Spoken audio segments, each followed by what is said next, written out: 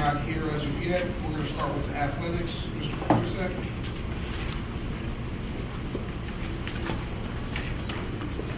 Are we going to go over the St. Luke's proposal first or the fall presentation? We're going to follow the agenda, which is sports medicine first. Sports medicine. Okay. A few members of the administration and myself sat twice now with St. Luke's representatives to go over a PowerPoint here. At this point, I'd like to probably have John Hawk up from St. Luke's to review the PowerPoint and some things they can offer to our student athletes in the way of recovery, injury prevention, and some things like that that they have to offer. Mr. Hawk? Thank you, Jim. It's a pleasure to be here this evening, and I'll keep my comments relatively brief, but it's been a pleasure for the last 3 years to partner with Easton Area School District on their sports medicine services. Dr. Gregory Carolyn has been the lead team physician. Of course, Greg is one of the most noted orthopedic surgeons and speaks nationally, and has been a great partner for this program, as has Dr. Nato and Dr. Vikram.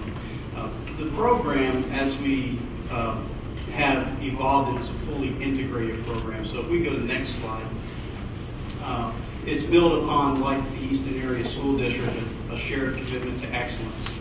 So as a university health system, as a university health network, everything that we do is wrapped around education, research, education, and then taking that to the practice side in service of the community.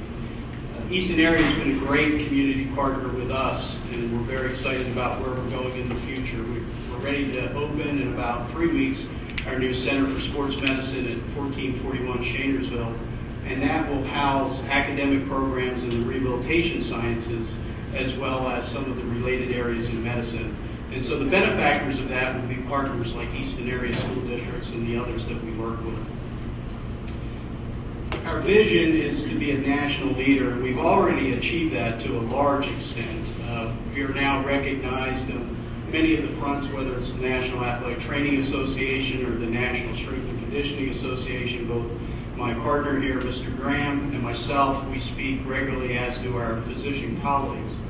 And so as part of that, we just look to continue that, and the way that we do it is by working with school districts like Easton, who have come alongside of us and helped us really make a mark in the sports medicine world. So what are our goals for Easton Area School District? Well, the goals are really the same as they've been for the last 3 years, and we're looking at expanding and extending upon that by bringing some of the other things that we do at the network that we do really well. First of all, we want to help every athlete reach their maximum capability. Obviously, we want to win games, we want to win more games, we want to win a lot of games, and we want to do that by ensuring that we can see fewer injuries. And the way that we do that is we really focus on injury prevention.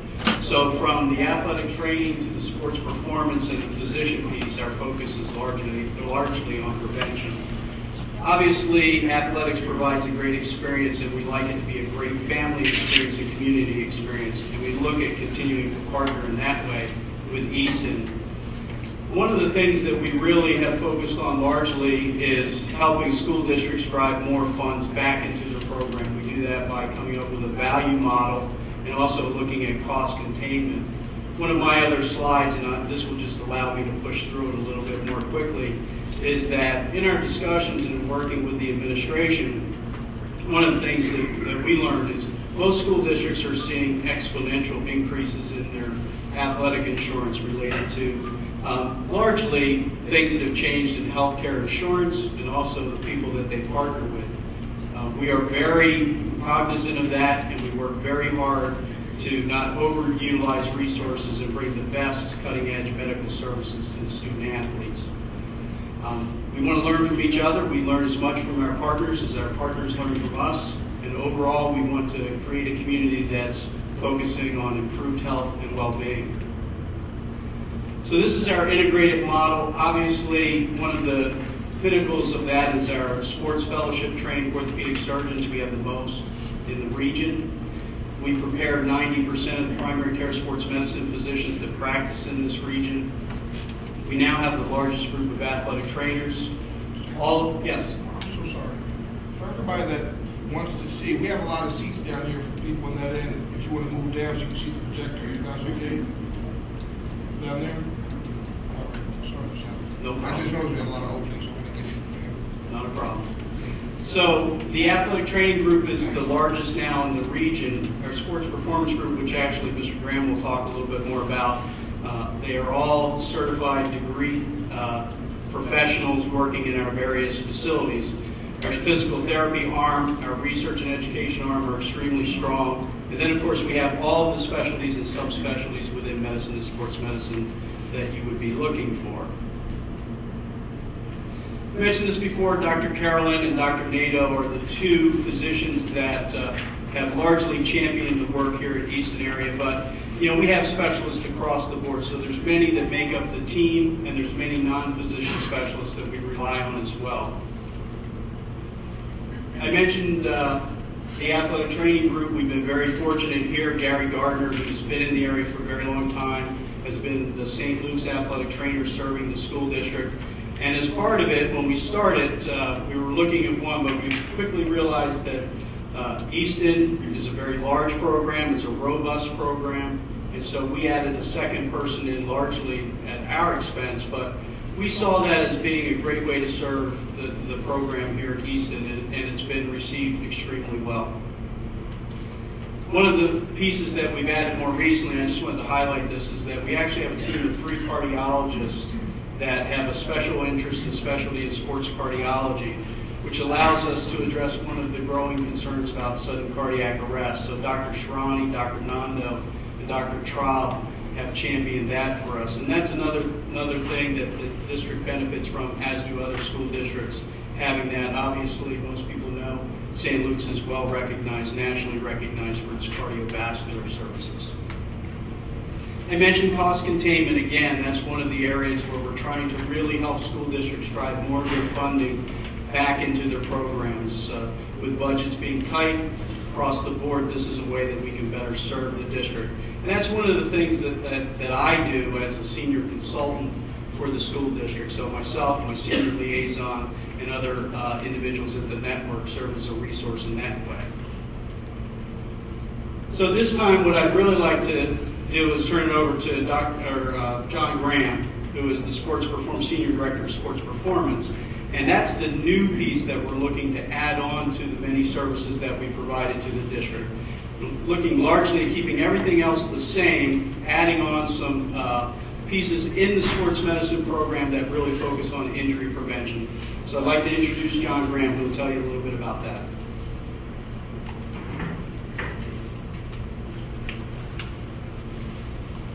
Thank you, Dr. Roth. First and foremost, it's a pleasure being here tonight and being given the opportunity to present to you.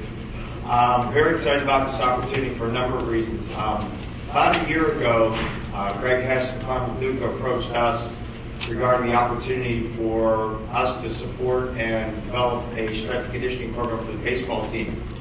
I didn't have long when I got back to the center to get that approved right away by my staff members. Being that Steve Holgren, a former athlete from Easton area school district, was very excited to get involved and work with one of his local teams. So we immediately put into play a training program, a strength and conditioning program that we felt really was beneficial and supportive, and thankfully the coaches felt the same way. And as a result of that, we came back with the idea that, geez, if we help the baseball team, we probably should do a lot more in supporting other teams as a part of our sports medicine relationship and our sports medicine contract. So some of the things that we put together were a look at how we can comprehensively support the program and how we can comprehensively work with our team of college degree certified strength and conditioning staff in helping Easton area school district. Our program starts with sports performance testing, and one of the things that we do is provide a testing model where every athlete within the school district would be provided a sports performance test to not only assess their current levels of performance, but also the risk of injury and how we might be able to assist them in reducing that risk. We offer sports combines, which are based around football, baseball, basketball, wrestling, and now we're advancing into soccer, lacrosse, and several other sports. Those combines have been offered in places such as Coca-Cola Park, our facility at West End, and a number of other venues around the state of Pennsylvania. We look for strength and power improvement with what we do with our programs, speed, agility, and coordination, sport-specific energy system development. And with doing those types of things, we work directly with the coaching staff to determine what specifically those coaches are looking for from a training perspective, what the strengths and weaknesses are of the team, and how they would like to model their strength and conditioning program for their athletes. We also look at muscle regeneration, injury prevention, because one of the key foundations that we look for in our athletic programs is how we reduce the risk of injury. While our goals and objectives have always been to provide comprehensive sports medicine programs, one of the foundations of a successful sports medicine program is to reduce the risk of injury and also bring injuries to a minimum. And I can honestly say that through our programs, we've had tremendous success at programs throughout the region with reducing the risk of injury and in particular catastrophic injuries that led to long-term disability for some of the athletes. We also offer a dynamic flexibility and mobility program that we teach the coaches and athletes how to perform not only at practices and after practices, but on their own time to recover from training more effectively. We have 3 facility locations, and this is our Allentown location, where the Easton area baseball team has been several times for training. Our Allentown facility is recognized by both Perform Better and Life Fitness as a specialized facility for training. It's also recognized as a showcase facility around the country, and it's been modeled in several magazine articles as well as publications for the types of programming that is offered and also the facility design. We also have locations, if you go to the next slide for me, in Bethlehem area. And then the last slide will show you our Phillipsburg, a brand new Phillipsburg, New Jersey facility where the Easton area baseball team actually trained today. All of these facilities are designed specifically to accommodate groups of athletes training together and to maximize the amount of time that they spend in the facility. One of the other primary goals that we want to stress is that our number one responsibility, our number one goal will be to come on site and offer services and programs on site. One of the key foundations behind that will be having individuals such as Steve Holgren work directly with the athletes to ensure that when they go into the weight room, they train safely, effectively, and with maximum productivity. Thank you for your time. Thank you. Thank you. Anyone from the board who has any questions regarding this? All right, seeing none. Okay, thank you. And what I'd like to do is just quickly go over our fall athletic season report. And at this time, if I can have the scholar athletes come on up and stand behind me for a second. When I get to that part, I'll have you quick introduce yourself and where you're going and the sport that you play. I believe we have everyone here except one that I believe is at home sick today. I believe Katie Ballou is not here. Okay, first slide. Just quickly, the Interscholastic Athletic Disclosure Act is something mandatory that I must do each year. And with that, I just made a little note at the top. In the 14-15 school year, our athletic booster clubs donated $118,000 back to the school district in order for us to buy equipment and so on. That's a little bit more than last year, the year before that, when the report was first started. That helps keep our tax dollars down, and I have to thank the booster clubs for that because they do a lot of fundraising for us and buy items that we cannot buy for the teams. So I appreciate that. Eastern Pennsylvania Conference Student Athlete Character Council. These athletes represent Easton. They go to the local meetings about once a month.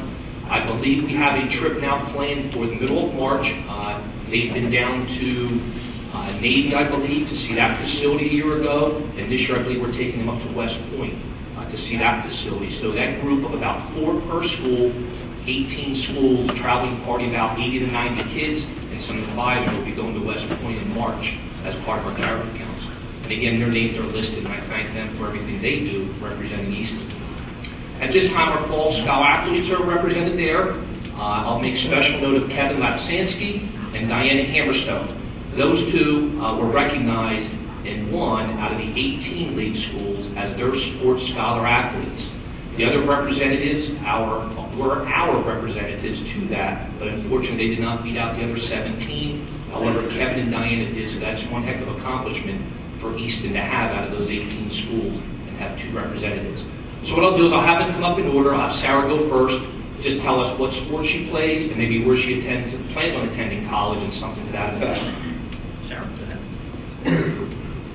Hi, my name is Sarah Lips. I was the captain of the Eastern Girls Soccer team. I'm still undecided about where I'm attending college. I'm waiting to hear back from a few this March, so hopefully we'll know. Thank you. Sarah, that's what you can do. One quick, JT's first, parent certificate, moving Boston. I'm Patrick Alpenry. I played soccer here at Valley School. I'm not sure yet where I'm going to attend college. I'm Bryce Woodard. I played volleyball and I plan on attending Liberty University in the fall.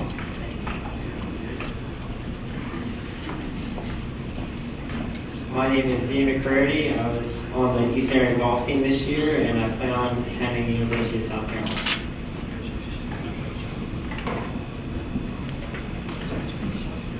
Hi, my name is Kevin Obstansky. I was on the Eastern Cross Country team, and I'm attending Temple University next year.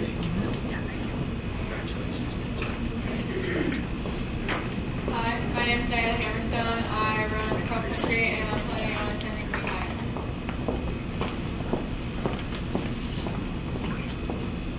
Hello, my name is Frank Albertson, and I play football, and I'm still undecided on where I want to go to college. I'm Abby Falcon. I'm playing men's football and I'm playing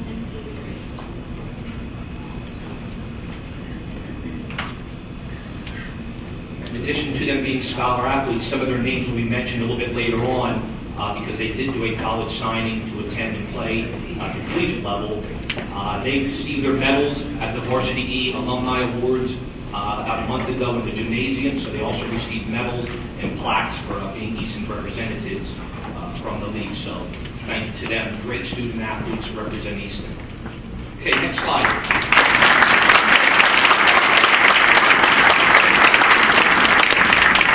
The next slide just gives you some figures on our approximate roster amounts, very close to the specific numbers there. Again, kids come and go a little bit on some of the teams.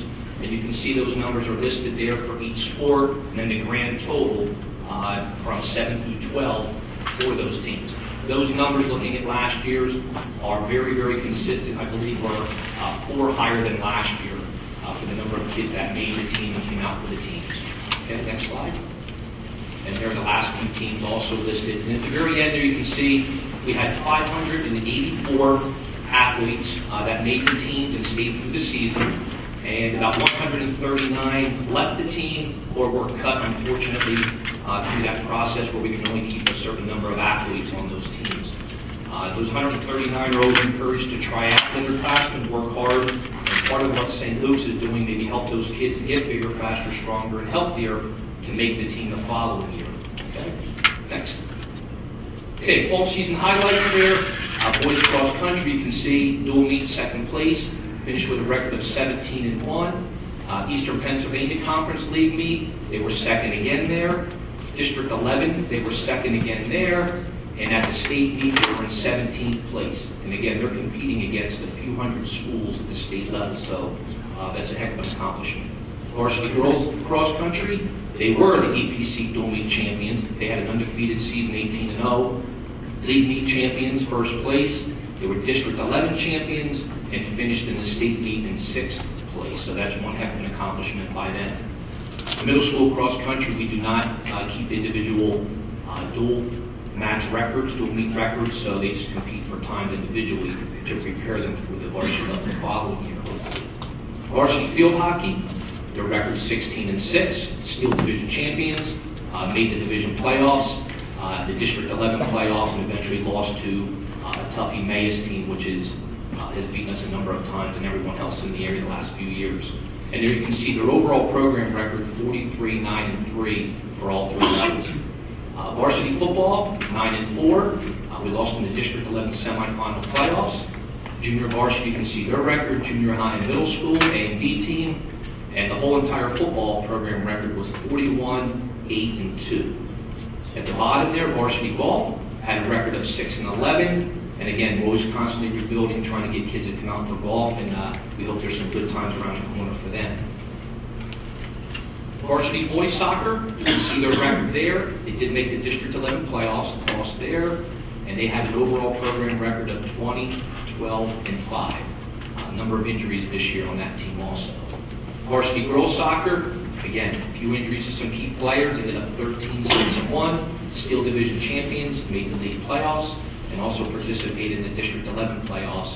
Their overall record, 26-10-2. Girls tennis ended up 13-5. They made it, I believe, to the semifinals, the District 11 team playoffs, and I believe lost to Freedom in those semifinals.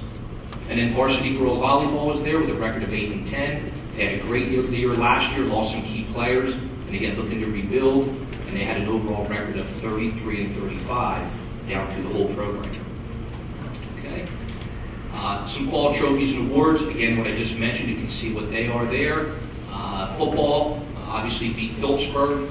We recaptured the Delaware Trophy downstairs in the gym lobby, and the Rock Trophy, which started at game 100 versus Phillipsburg, and they took a piece of the rock out of Lafayette Stadium and made a trophy out of it to transfer back and forth.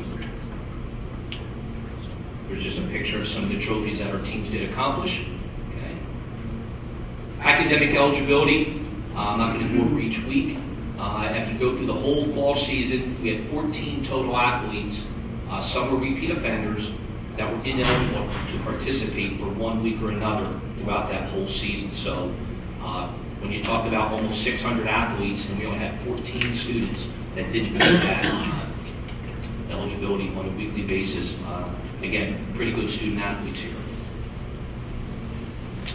Fall Sports Medicine Department, again, thank you to St. Luke's and what they do to keep these numbers down.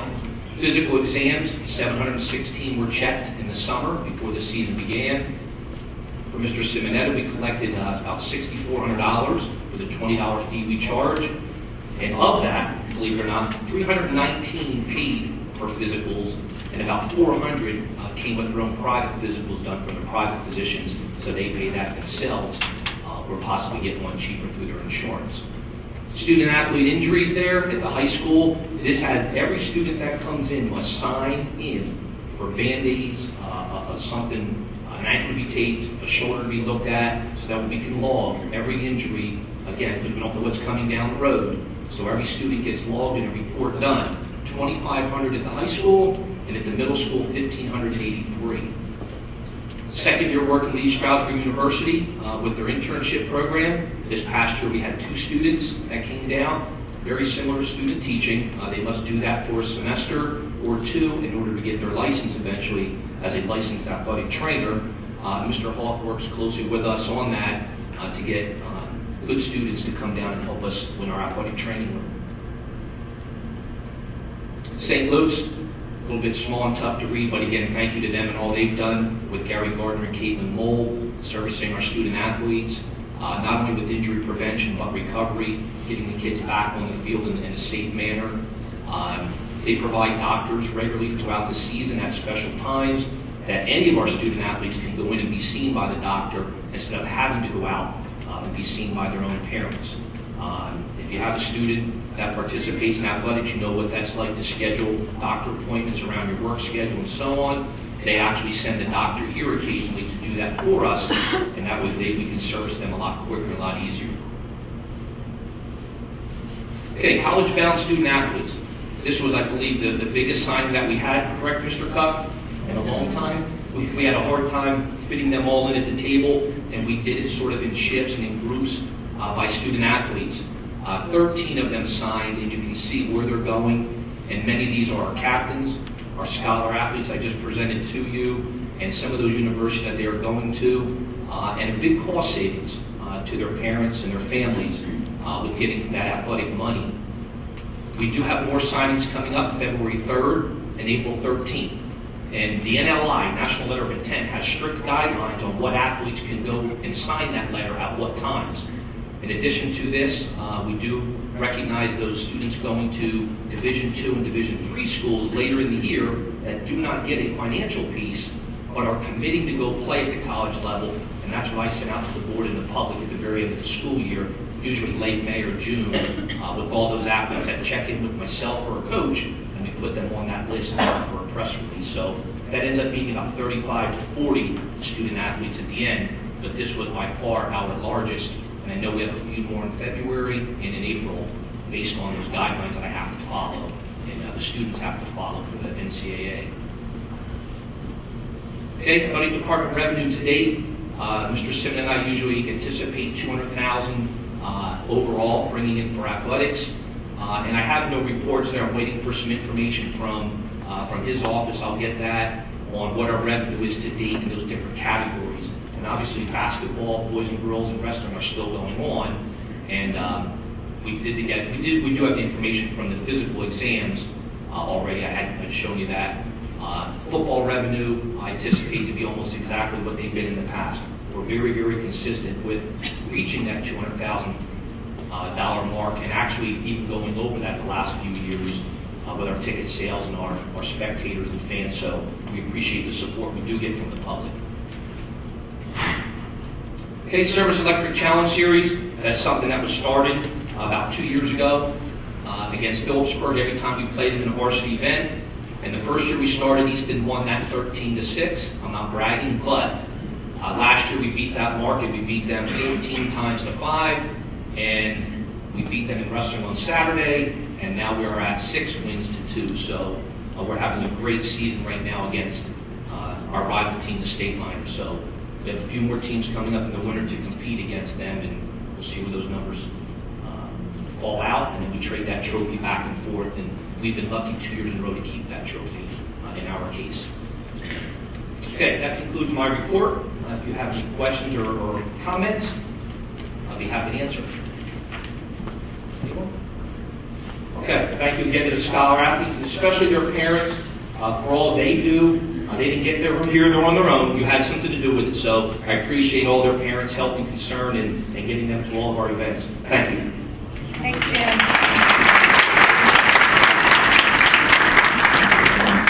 Thank you, Mr. Kritzak. We also have award, Mr. Kritzak. Is there anyone from the public who would like to be heard on athletic agenda items only? Either the St. Louis or if you have any comments about the student athlete? Anybody on the athletic agenda items only? All right. Thank you very much for coming. I noticed the other day I was driving, I saw a billboard for student athletes. Do you have a picture? I would like you to send that. I think I have right last. Who was that? Mr. Holmgren doing a falling on the treadmill. I did see that. Thank you very much. Next, we're going to go with academics. Ms. Price. Dr. Louisiana, Mr. Mitchell and Ms. Smith, please go first. Okay.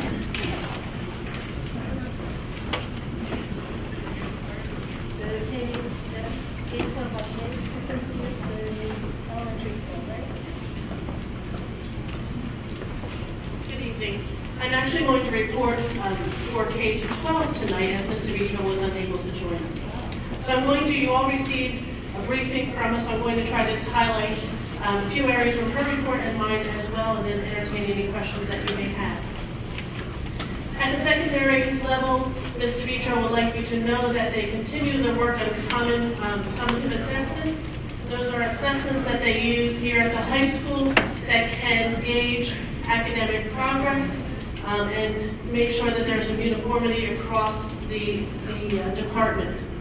They have finished their first round, or finishing up their first round of assessments for their their midterm assessment, and they will start reviewing that data in April. The teachers will also be submitting their summative assessments to the principal team and Mr. Vitro for their final exam assessments in mid-March. The initiative assists the teachers in collaborating with their department members to share their best practice lesson plans, supplemental materials, and assignments, as well as reviewing student data and projecting forward what they need to do to continue their improvement process.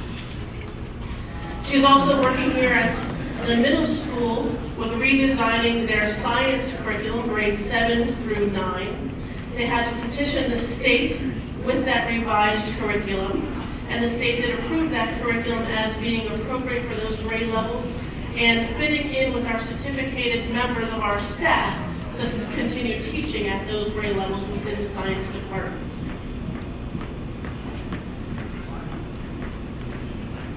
In the early spring, Ms. DeVitra will be mentioning here at this meeting the work that they've done through the science revision and curriculum, as well as talking about possible adoption of new science materials for their 5th grade physical science course.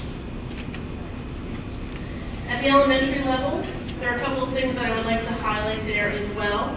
You'll see later on the agenda that I'm asking you to reconsider authorization of a Title I policy, and I know that comes up in our agenda later. The purpose for that is our Title I program is being audited by the state this year. And part of that audit requires that policy to be reauthorized yearly. It has been 2 years since it was rewritten and authorized. We are not recommending any changes, but again, I can certainly answer questions later in the agenda for this.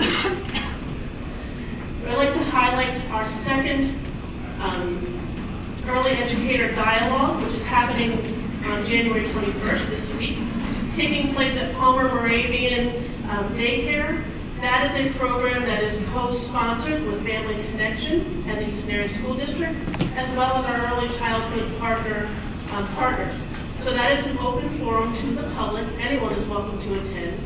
We encourage our early childhood partners to attend, our elementary kindergarten teachers to attend, principals to attend, and so on and so forth. Certainly parents of early childhood age students to attend. Our last several forums, we've had tremendous attendance, probably 50 to 75 partners in attendance. It's really a great partnership that we've had with the aim of lessening the burden or helping to educate parents, students, and educators about that transition from early education, pre-K, into our kindergarten programs. So again, you are welcome to come out to that at Palmer Moravian this week. For the first time, at least in recent history, I think the first time ever, the East Area School District is sending 5 teams to the STEM Design Challenge. This is a regional competition. Each district was allowed to send 6 teams. I think our 6th team did not get in under the buzzer. There was a strict deadline of when they had to get in. So I know we are definitely sending 5, possibly a 6th team of students in grades 4 through 8 who will participate in a STEM design activity. They have to do a building project that can withstand a certain amount of weight, and the competition again at the local level through regional and state competition. So we're very excited about that opportunity for our middle-aged students. Also, a quick announcement that kindergarten registration has been identified in terms of the dates that it will take place. It will take place March 2nd through 11th at the individual elementary schools. It will also have a later component, a one-day kind of encapsulating anyone that we may have missed or who may have moved into our area later in the spring. You can also find, thanks to our tech department, McIntyre, on our webpage an intent to register. That is on each of our schools' page. Parents do not have to do that, but it's one more mechanism so that we do not miss you. If you click on that link, it will ask you to provide some of your demographic information, which will prompt our school staff to call you and register an appointment for you. So thank you for putting that together, Mrs. McIntyre. Future pieces that are coming up, we will be talking a little bit about a revised report card at the elementary level, and I've mentioned that tonight because you also have before you in a few minutes our school calendar that Ms. Amelia is going to present. When you look at that calendar, you may notice one thing that is slightly different than what you've seen in the past, and that is that the secondary and the elementary are delineated based on their semester. We are proposing that our 6 through 12 still remain in a quarter marking period, if you will. Our K through 5 next year, we are proposing those to a trimester, meaning that we will report out officially 3 times as opposed to 4 times next year. So I did want to mention that before Mrs. Amelia gets into a little bit more detail about the calendar. Are there any questions? Thank you. Ms. Neely will now discuss the school calendar for next year. All right, thank you. Before you have the school calendar proposed for the 16-17 school year. Not many changes from our prior year calendars.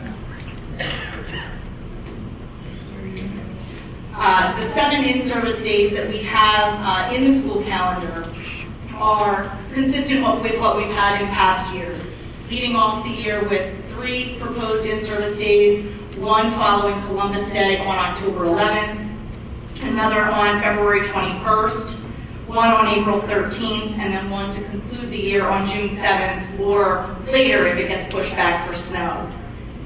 As Ms. Piazza mentioned, the major change to this calendar would be the implementation of the trimester for the K to 5 population, as opposed to being on a quarter-based system.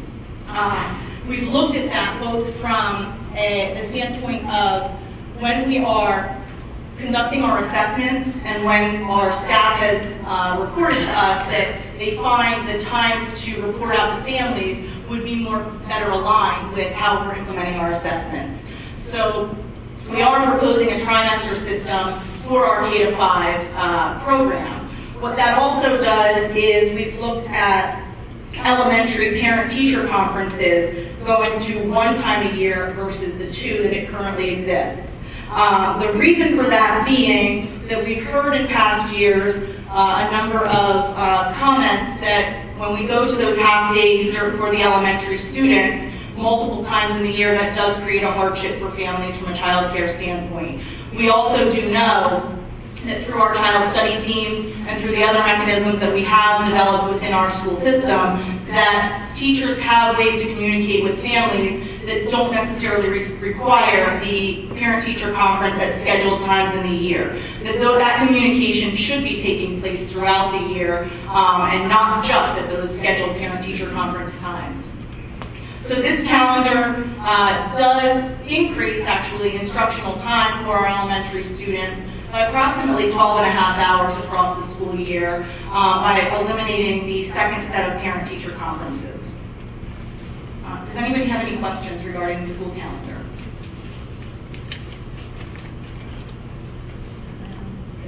No questions? Okay, so now, Ms. Neely, that redistricting thing.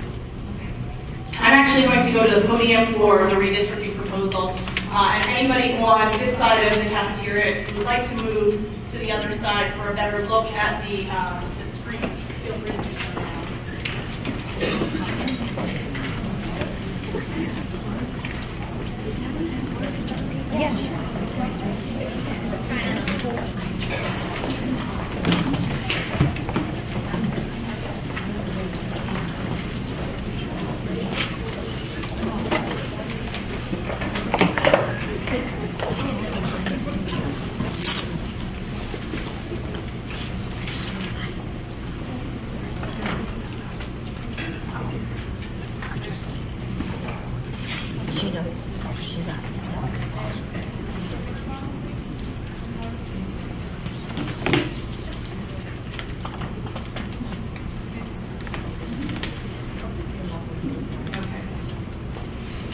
All right. Yes. One thing that's not on the agenda that we want you to put up is Piazza as well, and you do it before and after. There's been a lot of misinformation going around here in our lockers and things of that nature. It's not on the agenda. But can you help us with the orders tonight? Sure. If you want to go first, Sure. I think we should do that one here. Okay. And as Mr. Dumont said, there has been a lot of public comment about the concept of detracking and the tracking system that we have at East Mary Middle School. One of the comments that we've heard repeatedly that we want to be able to address this evening is the idea that we are going to eliminate an honors section and eliminate all sections and have just one, essentially, track at Easton Area Middle School. And that is not what the proposal is. That is not what has been discussed. What we're looking at is minimizing the, or I should say consolidating the tracks at Easton Area Middle School such that you still have an honors section and you also have students that are identified with special education services that require an individualized education plan and an individualized education, essentially. But then you also have students who historically have been grouped into multiple different tracks. And those tracks are all still teaching the standards. So essentially what we're doing is taking the other tracks and consolidating them because we work under a standards-based curriculum and a standards-based system. So all of our students would still be receiving the standards. You still have the honors sections, you still have students receiving those supports, but instead of necessarily 6 sections or 6 tracks, we would be going to more of a 3-track system. What that does is we want to increase rigor and we want to increase opportunities for kids. We want students that have historically been in what I'll call an applied or a basic track to have that opportunity at more rigorous curriculum and opportunity essentially if they step up to the challenge to be able to have that opportunity at an honors curriculum if they present the aptitude to be able to do so. When you have a 5 or 6 track system, it makes it a lot harder for students to essentially move up in the levels. So what we're proposing this year at the middle school and doing a great deal of in-service in, the February 16th in-service will be fully dedicated at the middle school campus to this concept of delivering a standards-based curriculum for our students. So that is what we're proposing moving forward into next year. What we have heard or seen in public comment and in social media has been that we're eliminating those other tracks or we're eliminating special education services. And we wanted to be able to address that this evening and tell everyone in the public and in our community that that is not the case and to be transparent about that. So now that we've discussed that, I certainly can entertain questions at the public comment section. But I guess my question is, okay, so we're eliminating those tracks. So those kids who are on the borderline of possibly going into honors, how are we addressing? Everybody else ready?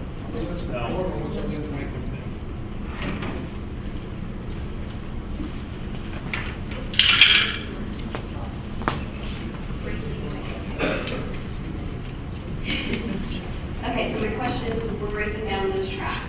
So what happens to those kids who are on the borderline of possibly going to honors? Or those kids who, how are we differentiating them? Are we going to have more staff in there? How are we doing that? Because that's my concern, is that we're not going to be able to take those kids who might be borderline being able to go to honors and giving them that attention that they're getting now to be able to push them up and be able to focus on the kids who might not be making that point. How we're putting all those kids together is what you're saying.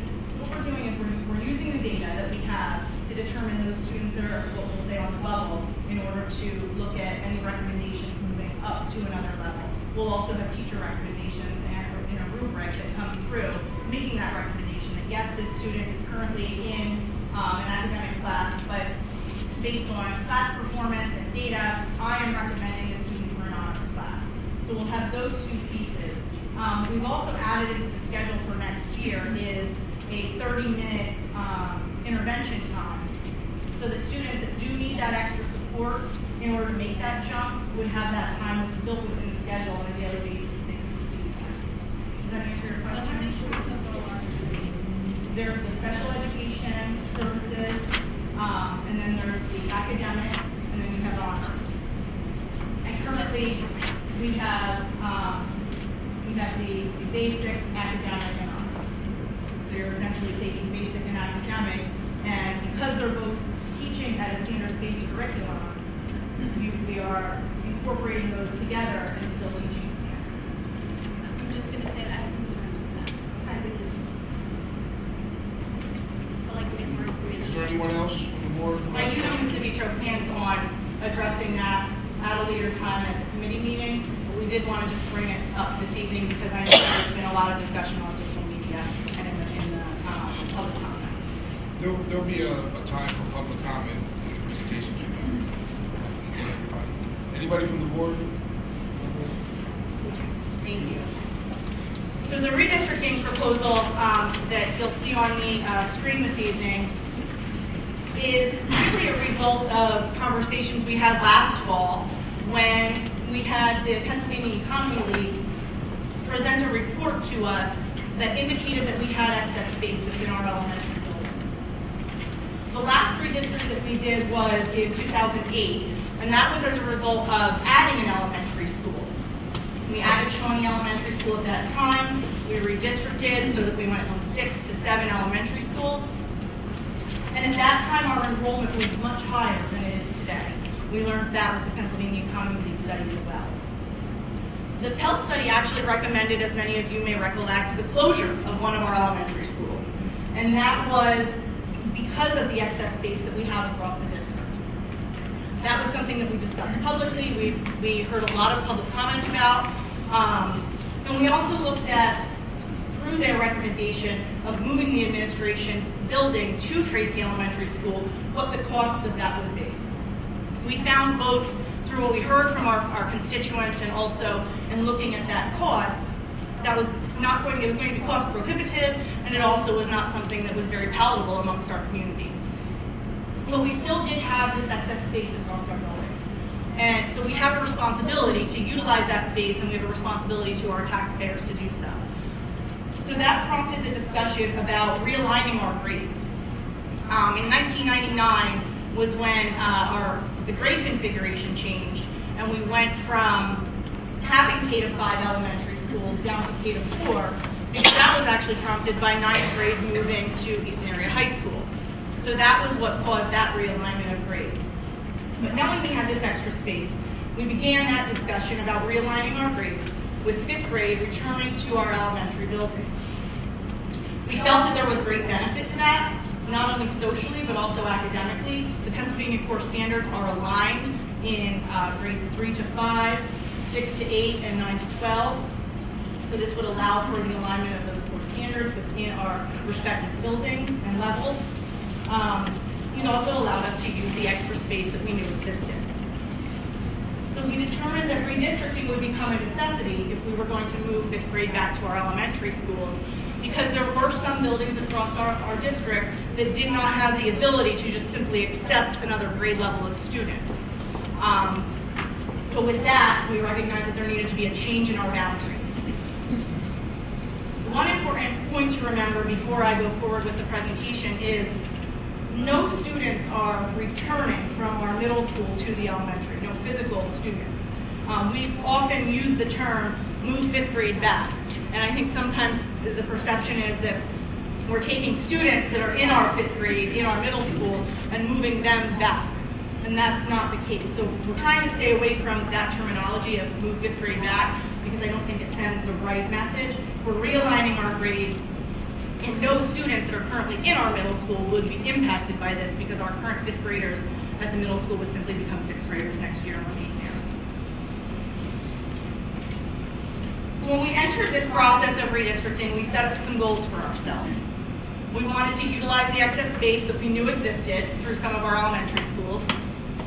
We also wanted to alleviate some overcrowding that we had within our elementary schools. And knowing that moving 5th grade back to the schools, now I just did it, moving 5th grade back, realigning our grades with 5th grade in the elementary schools, we knew that, as I said, we couldn't simply just move back and remain in those boundaries. We looked at transitioning 5th grade to the elementary level, creating a more balanced enrollment across our 7 elementary schools. Right now, our 7 elementary schools are a bit disparate in their enrollment. Some in the 300 to 325 range, and another upward of 700 at some times. So we wanted to create a bit of a more balanced enrollment, recognizing that some buildings are larger than others, but still utilizing the space appropriately within our 7 schools. We wanted to impact as few students as possible. That's very important to us. We didn't want to disrupt a process where everyone in the school district was feeling this. So we wanted to impact as few students as possible, while also recognizing that we have this excess space that we needed to use. We wanted to maintain community schools to the best of our ability. That was something that came through in our conversations with the PTA area council at our roundtable meetings, and that was something that we took very seriously as we went through this process.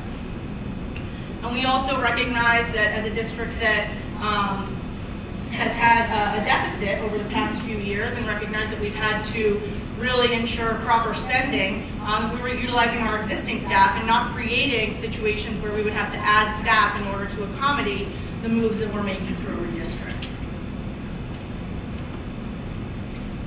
So the first step in this process was to look at the number of classrooms that we had in each building, look at the number of students in each grade level per school, and looking at the distribution of students across grade levels at each school. One thing that we know and we recognize is that when we have, for instance, a grade level in a school that has 60 students in it, we know that that either means that we have 2 sections of 30 or we have 3 sections of 20. So we know what the magic numbers are, per se, for us to have a more beneficial class size or a more balanced class size across the district. So we drilled down very scientifically through this process to essentially try to ensure that we stayed away from those key numbers that we know can create those class size issues for us. And that is why, when we go through this, we've really taken this down to a science. We also were considering our transportation system. We are a large school district that encompasses 4 municipalities. So we needed to be cognizant of not taking buses from one end of our district to the other end of our district just because we had space there. So it was about really kind of shifting instead of, per se, moving a group of students across town because we knew we had overcrowding here and had excess space here. So it became more of a shift. What you see on the screen is our current boundary map. So that is what we currently have. It's probably hard to read, but I'll do my best here with my pointer. This section that I'm on right now is Shawnee Elementary School. I can try to go closer and see if the actually I can't. Where I am right now,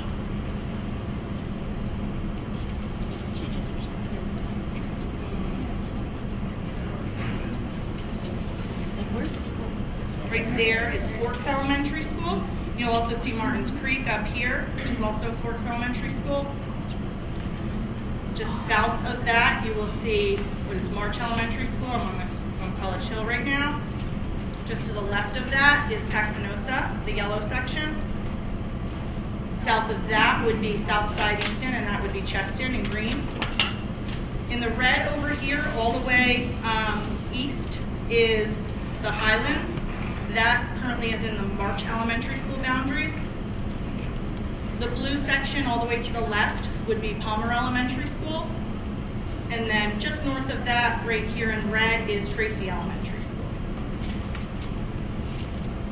So when we shift to the next page, this boundary map highlights the proposed changes. I'll start on the north end. And I also will break this out per school in subsequent slides. But to give the whole full map right now, this area here where my pointer is that would be north of Newlands Road East and east of Richmond Road. That section right there is proposed to be changed from Shawnee Elementary School to Forks Elementary School. I'm sorry, am I not? I didn't understand that. Sorry. North of Newlands Road East and east of Richmond Road and it's the section that I have the pointer on right here. Yeah. Was that the initial Is that Cameco and Church It's Lane not. as well? Or No, it is not. Okay. Like I said, I will break this out as I go through each school more specifically, but I'm just going to show you on the large map at this point. So that would be proposed to go to Forks Elementary School.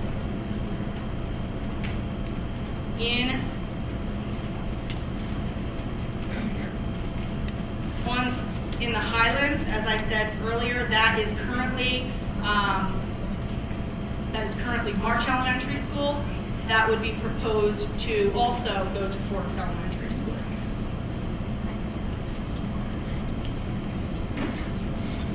You know, if we can go to the next slide again, that would probably be more helpful.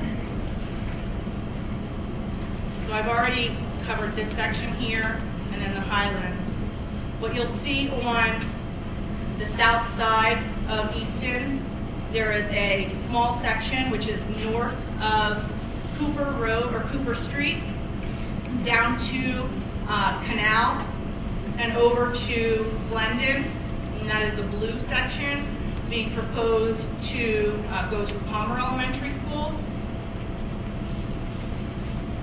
What you will also see leaving Palmer Elementary School would be the section north of Site Avenue and over to, I believe, Van Buren Road. That section would also be, that would be leaving Palmer Elementary School and going to Tracy School. In the West Ward, you will see Wood Avenue as the cutoff point, and north of Wood Avenue and west of 8th Street would be proposed to leave Patsinosa Elementary School and go to Tracy Elementary School.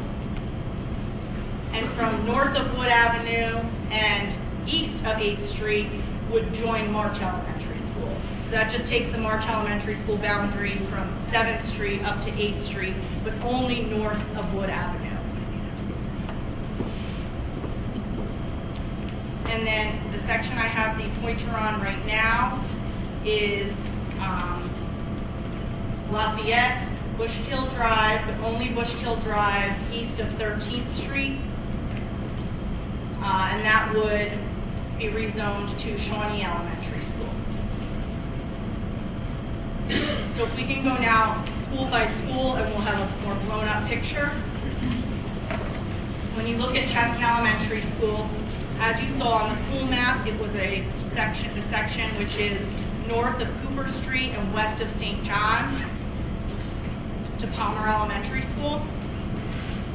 As I said at the outset, Cheston Elementary School is one of those schools that if we were not to move any students, we would not have the capacity to move fifth grade math. So that was one of those schools that when we were looking at this plan, we recognized that we had to alleviate that potential for overcrowding. Can we go to the next slide, please? So as I said, we were looking at the total number of classrooms. At Cheston, that is 32.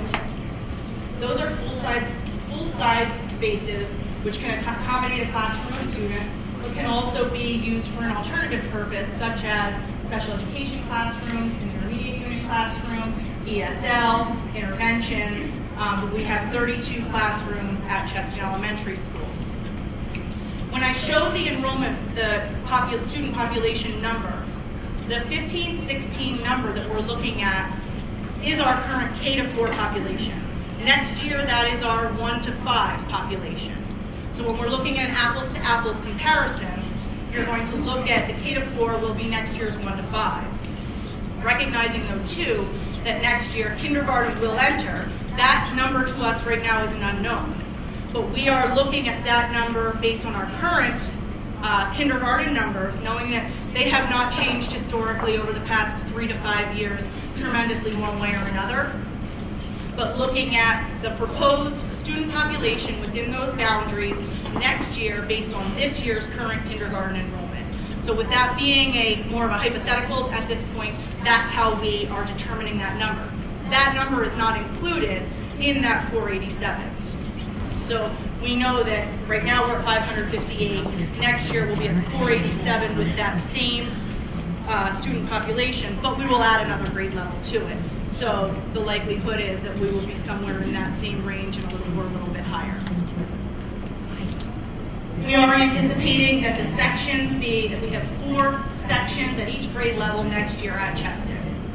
And again, these are also anticipated numbers. The student enrollment numbers that we were using to do this, we stuck with the November 1st student enrollment, because that was when we were really into this process. We started with an October number, but finished with a November number, because we wanted to make sure that we were consistent at that point. Knowing anybody that's moved in or out since then would fluctuate that number, but again, we know that that pretty much evens itself out.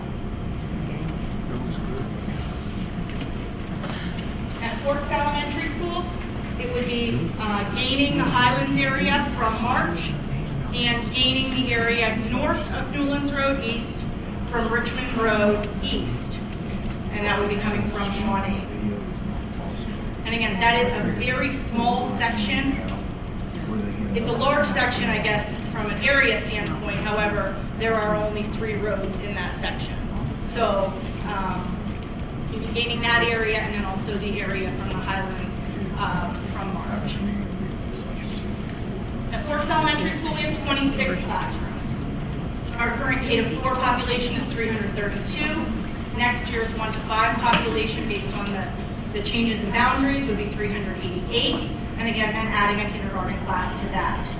Anticipating that we would have 3 sections at each grade level. At kindergarten, those would be 3 half-day sections, and then in all of the other grade levels, that would be 3 sections. At March Elementary School, you would see the loss of the Highlands area, and you would gain the area north of Wood Avenue from 8th Street east, from Paxinosa. And that is simply the 8th Street and any alleys only north of Wood Avenue east, because the current boundary line runs to 7th Street, so it's gaining 1 block. And then also the area west of Pardee on Fairfield Court, Lafayette Street, and Bushkill Drive to Shawnee. At March Elementary School, we have 21 classrooms, so that is our smallest elementary school.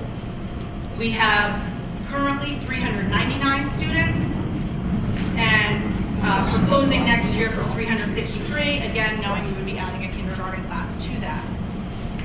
Again, the anticipated sections at March Elementary School would be 3 across the board. 3 full-day Ks, and then 3 grades 1 through 5. At Palmer Elementary School, it would be gaining the area north of Cooper Street, west of St. John from Cheston, and then the loss of the area from Stipe Avenue north to Tracy Elementary School. At Palmer, we have 48 classrooms. The current student population at K-4 is 547. The 1-5 population next year would be 552.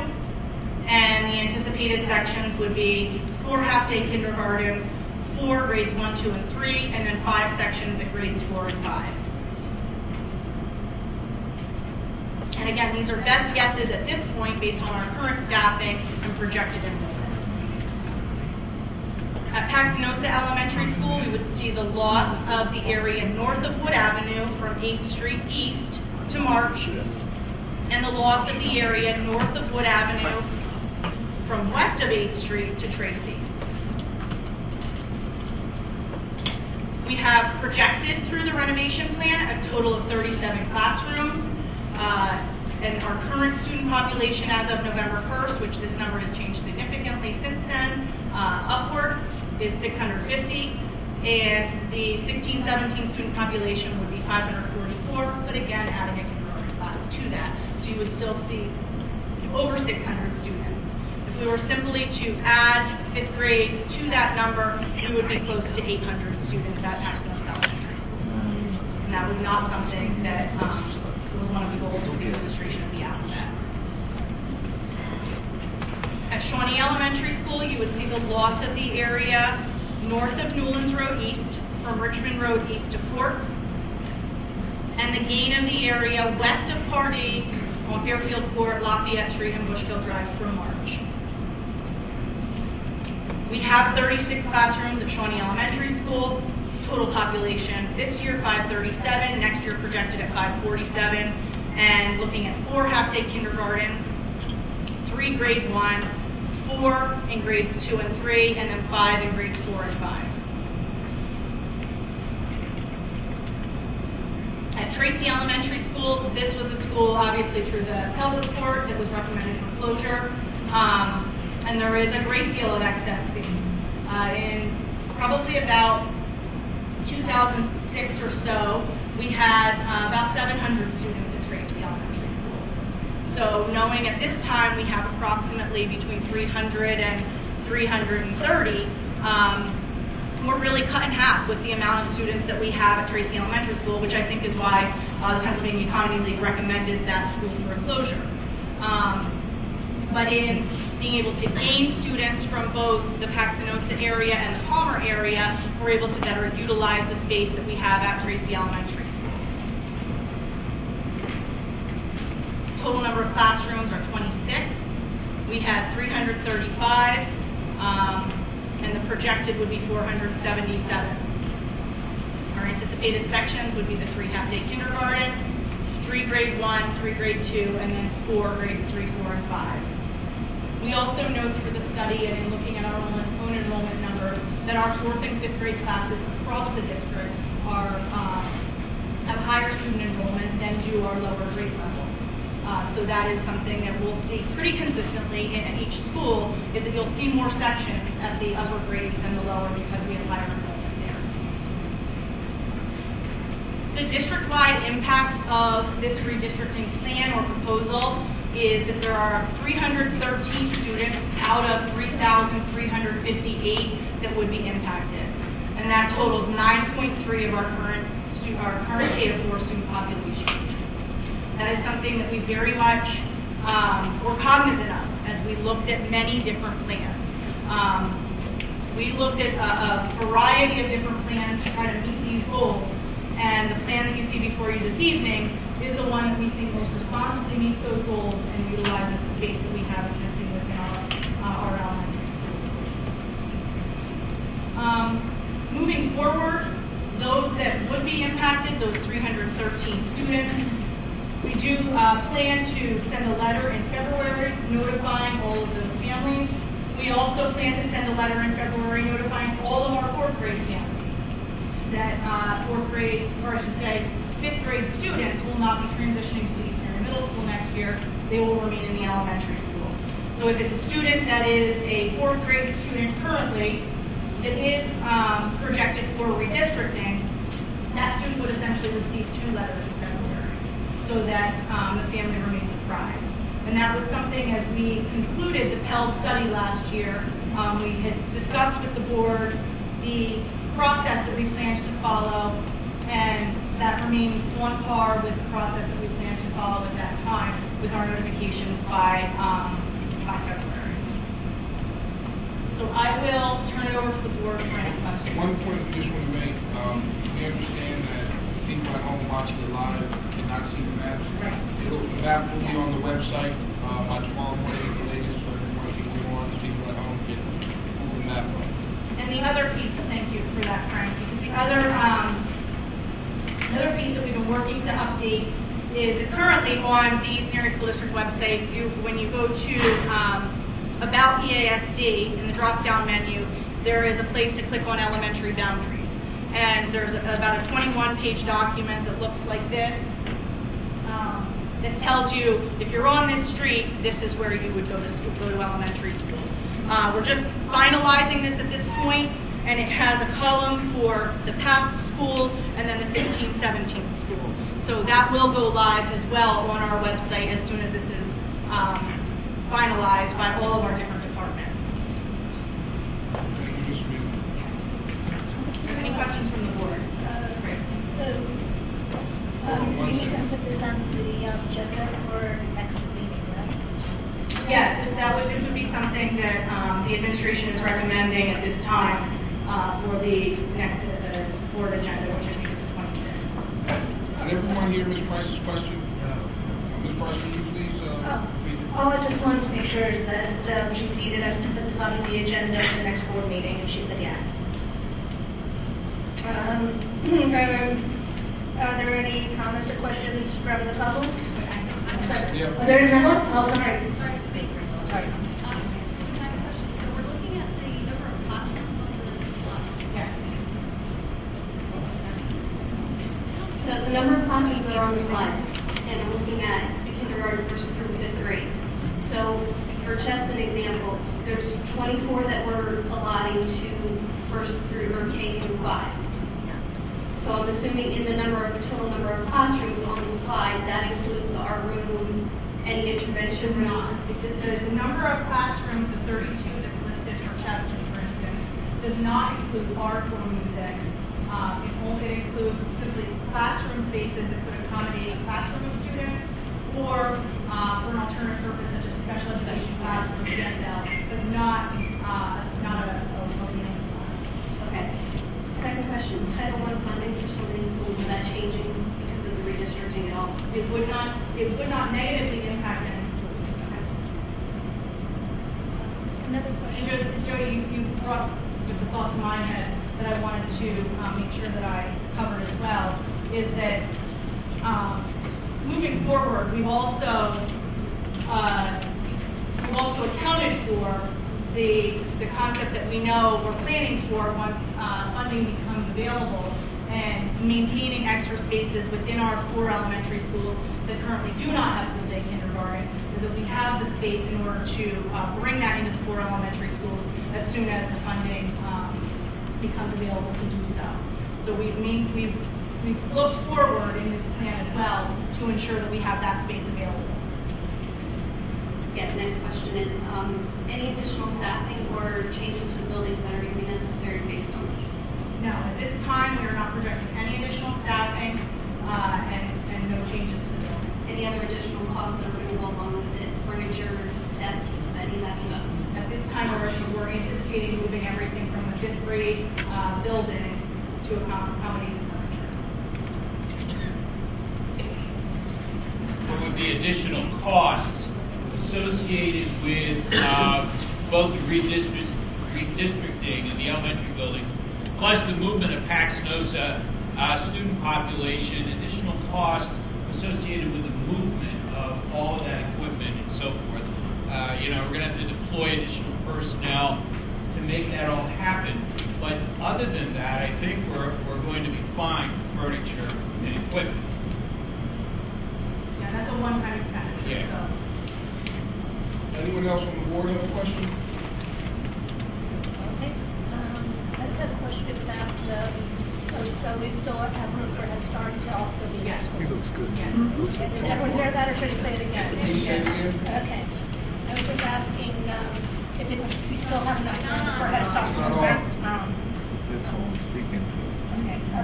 Hello, I'm out here. I just asked if there was still going to be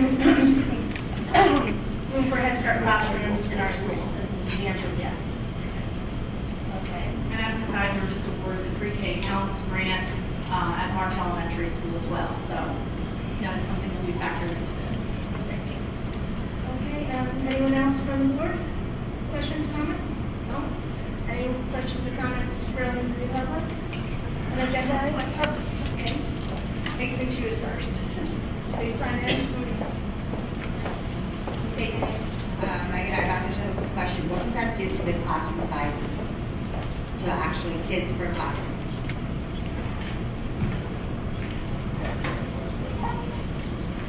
We have those numbers. I have those numbers.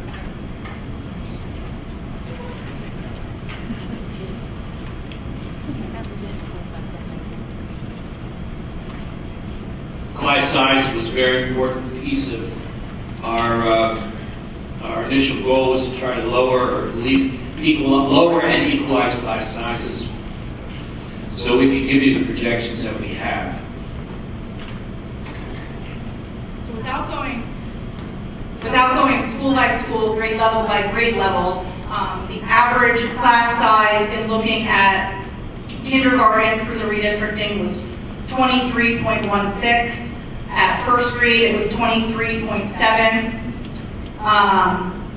In second grade, we were able to look at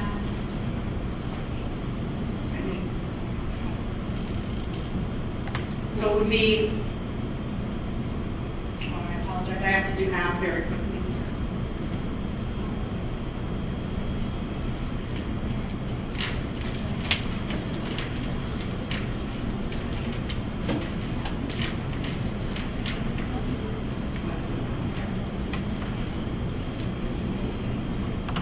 $24.68.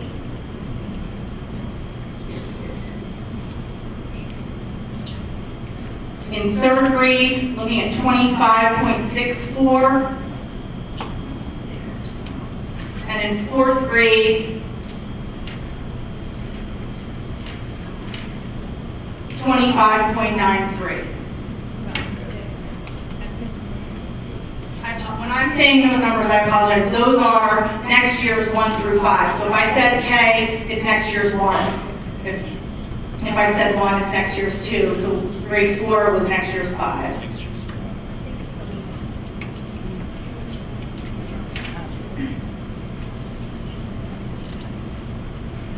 Thank you. Is there anyone else from the public? Please sign in and state your name.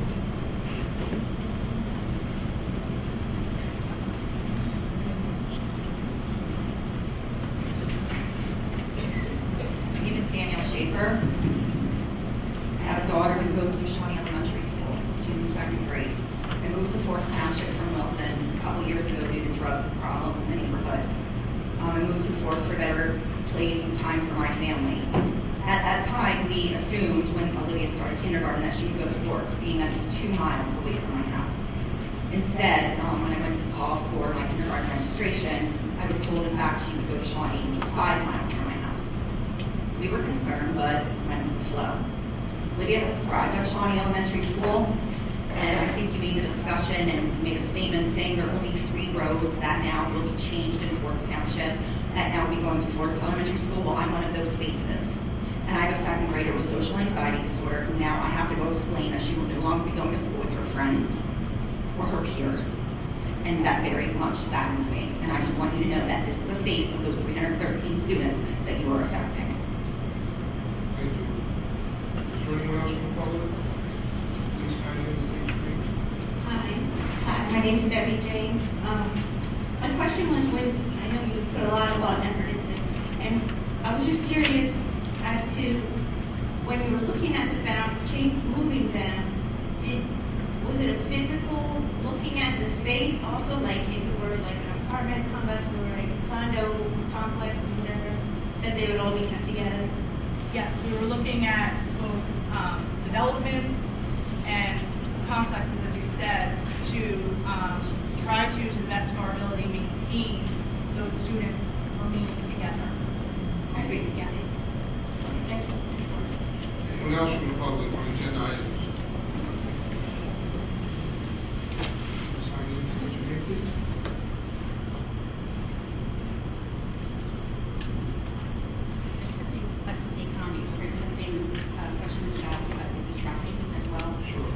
Okay, so my question is, if this can impact class size at all, what 3 tracks are being classed specifically to 1? And what training is being provided as teachers and how much you're being provided?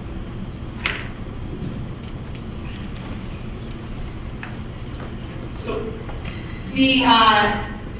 there's actually, the collapsing of the tracks started with the scheduling process this year. So we took the applied and basic levels at the start of this year and combined those into 1. So we're only looking at going into next year, the basic level and the academic level merging together. And we found that the curriculum that's being delivered in those sections is, as we said, a standards-based curriculum and very similar.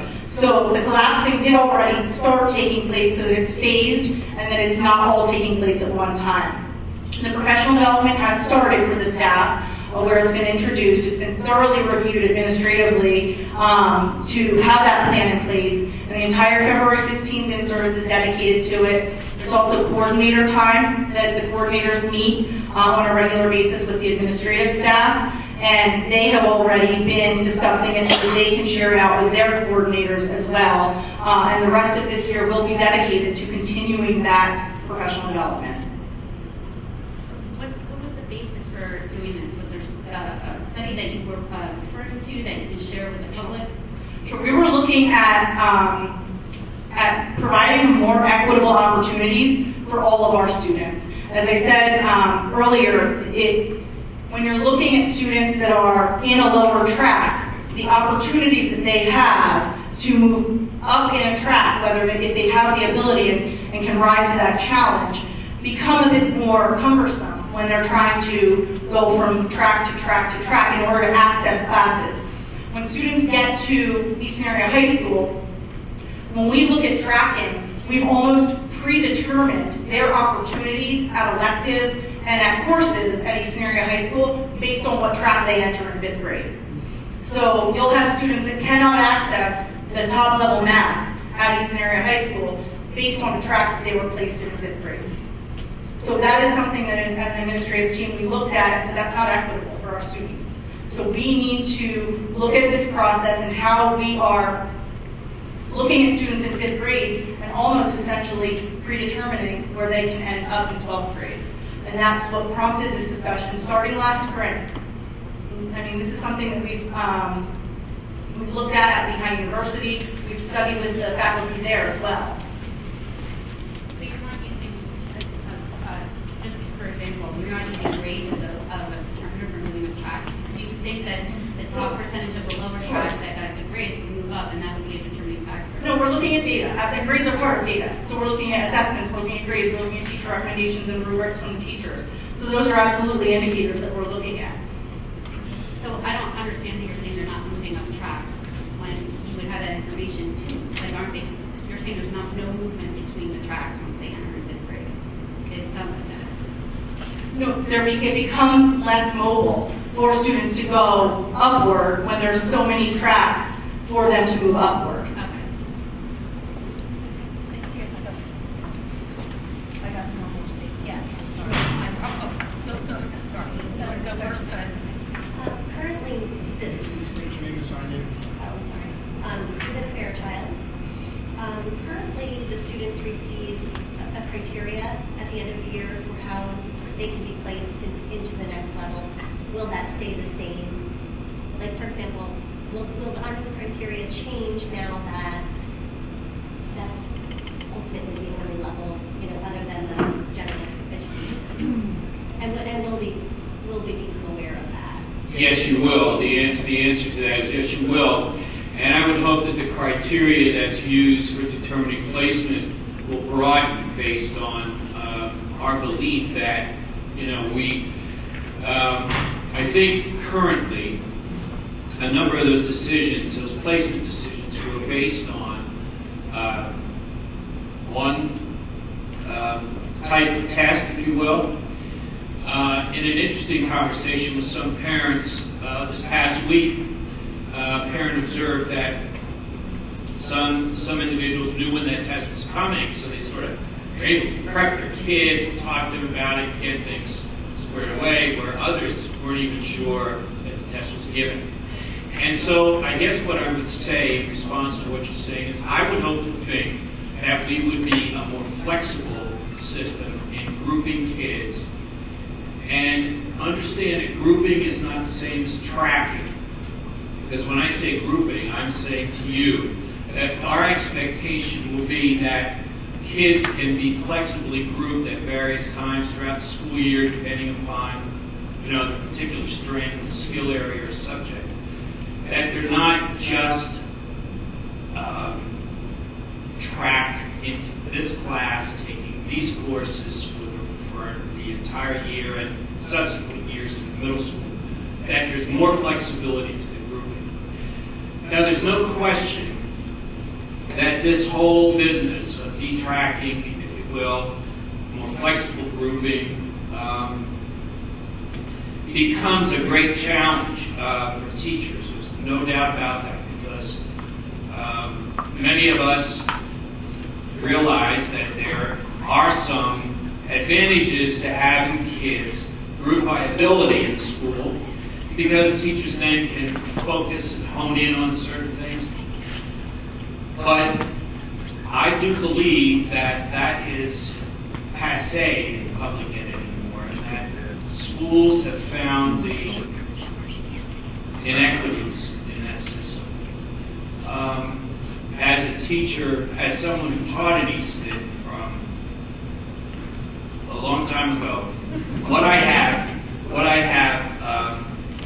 unfortunately witnessed is the last vestige of a system that I taught in with this tracking business, and it just has to stop. I think we have to acknowledge that in 4th grade a student has a realm of possibilities ahead of them to shine and to do well, and we need to open the doors for all kids to do that, and I don't think our system now allows for that in every case.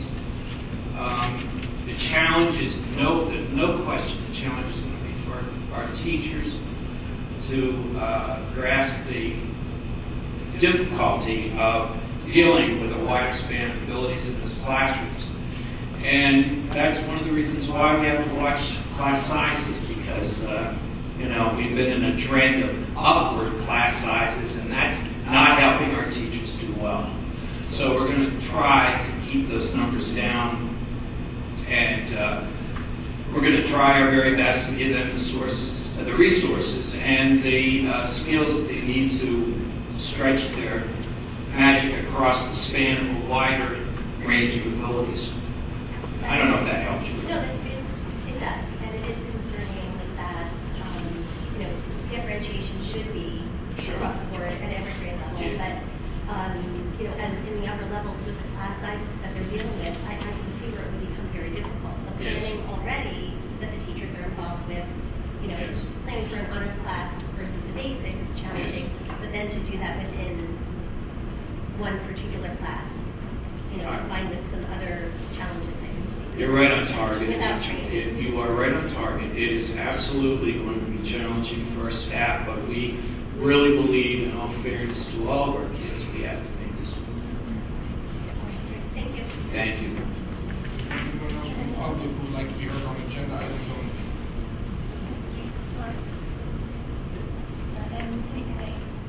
I am Lynn Alexander. Nice to see everyone. We've had the opportunity through our roundtables and PTA meetings to have a lot of these conversations and come to an understanding. And I just want to say, I appreciate how difficult it is for you to answer these questions and to be willing to talk about these changes.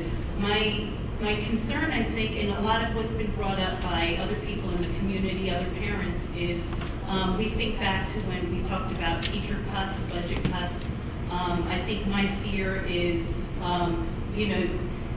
will you have the tools to make sure that what we're hearing about class sizes, that's something that we can feel confident about? Because I'm concerned that, the budget is sort of, it's up in the air. It's been a difficult year, for everybody. But, I imagine for your planning. And I'm just hoping that you're confident in your ability to staff. And I'm hoping that what we hear in the future is that maybe we'll get more staff back again, maybe more personnel to keep those class sizes the way we want them. Because I think that what I've heard the most over the past week is that it doesn't work with 35 kids in a class. Differentiated education, as an idea, it doesn't, when you have too many kids, it just doesn't work. And I think some of us are concerned that it'll start to get back up to those numbers. And, so is there something that you could say about your commitment, as to the extent you can, that you won't go back up to those levels with class sizes? Then are you speaking more specific to the middle school or to the elementary level?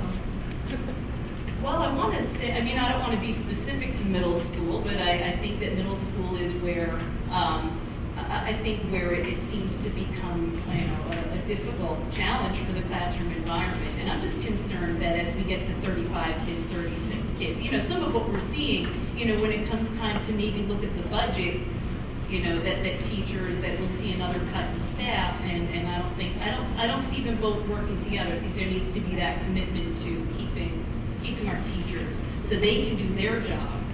Right, you're right, absolutely. The best plan that we can offer, both instructionally and financially, at this time, I think, is the one that we offer here tonight, which gives us the best chance to equalize class sizes and to minimize them. And the projections that you see that were given to us through the Pell organization and other projections seem to indicate that we're going to lose students over the course of the next decade. However, nothing's certain, and something could happen in a positive economic nature that's going to bring lots of people here. But it looks like we're going to lose students over the next decade. So I think in the elementary programs, if we adopt this plan, it offers the best hope for stabilizing classes and equalizing opportunities for kids. The middle school will always be a bit more challenging because by the nature of middle school, you want to try to give kids a chance to explore the world around them, if you will, through studying and so forth. And you're specializing a little bit more and you're focusing on special areas. So there's where you're going to start to see, I think, class sizes vary to a degree, based on not just ability but also on interest. And I think ultimately that's a good thing. However, you're right. We cannot make the job of differentiating instruction more difficult by piling kids in classrooms. And when it comes to the instructional responsibilities that we have, especially in the core subject areas, we're committed to trying our best to keep those numbers as low as we can, knowing that if we're going to mix the abilities, that the challenge level goes up for teachers and instructional personnel and for administrators. There's no question about it. So I don't know if that helps you or not with that. I think, too, when you're looking at an elementary versus a middle school, when you're looking at an elementary schedule, you're looking at students are being scheduled into a classroom. When you're looking at a middle school schedule, you're looking at students being scheduled into essentially 9 or 10 periods. So if you have a student, for instance, that is taking an elective and they also need their English class, you need to make sure that you can get both of those in. When we look at expanding opportunities across the levels, you create more ability to look at different sections as well, which should drive class size. When you're looking at class size, it should equalize it a bit more. So, for instance, if I have a student who has band first period, I know I can't schedule English at that time for that student.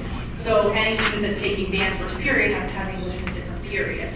So when we create more sections based on more opportunities across those tracks, or the groupings, then you have more availability, and that tends to stabilize the class size as well. So that's something that we're looking at through the master schedule as well. The middle school schedule just becomes a bit more cumbersome than when you're looking at just plain numbers and dividing by how many sections you're going to run in elementary school. So it's a more intricate process. I know this is it's a big, we've said that. This is a complicated thing. This isn't something that in 10 minutes we're going to sort out. But, I appreciate it, and thank you for explaining that, the concern. Thank you. I would also encourage parents who have questions to, as Lynn said, it is a very large and all-encompassing plan that we're embarking on here. And if you have the need to talk further, to please arrange to meet with members of our team as you would like to call questions.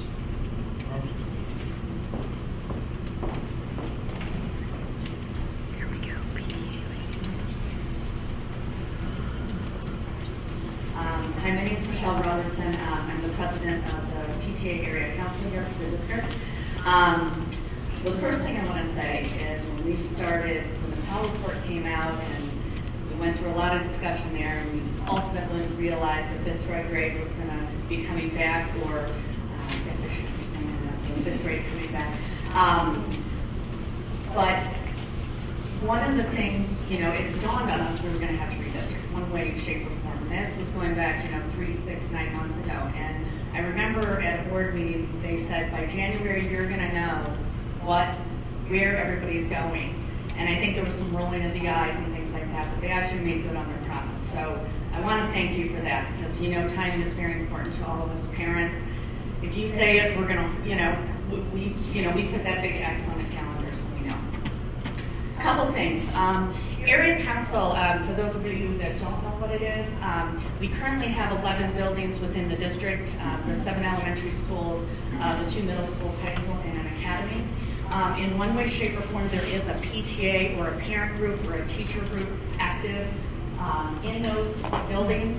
But Area Council, because we are such a large district, we have almost an umbrella group that kind of pulls all those groups together.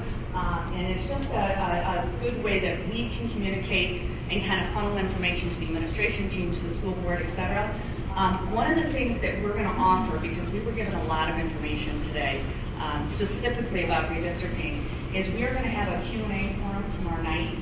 So as you go back and you talk to your spouses, your family, and you have more questions, tomorrow night at 7 o'clock at Tracy Elementary in the cafeteria, you can come out. We are going to have administrators there that you can further ask questions to. What I would recommend is, and it was a little hard to see up there, is if we could get some copies so people can kind of really dig in on that. I think that would be good. The one question I will have, and this is a tough one.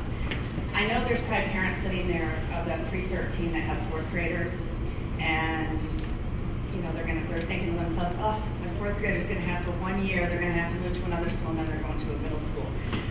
Is there any special consideration to be made for those families? Well, I'm not sure this would be the right time to answer that. I don't know who would be the first to answer, Michelle, but I would say to you that those students were scheduled to move anyway. 4th grade, 5th, another building. I don't know. I think it's a bit early to answer that question, if you don't mind.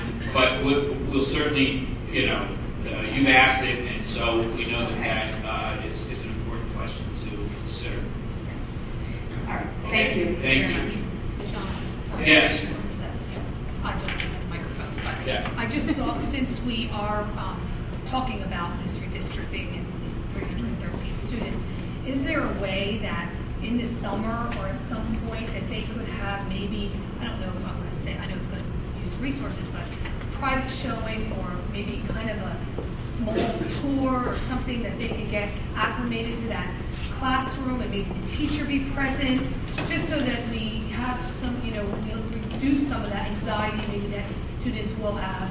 It is a change, like we said, but we can't do anything about changing them when we have to move them, at least give them the opportunity. Absolutely. It's a great suggestion, and one that we can incorporate. We're going to try our best to do the same, to do that with the entire population of Paxinosa, because they're going to be changing locations for 1 year.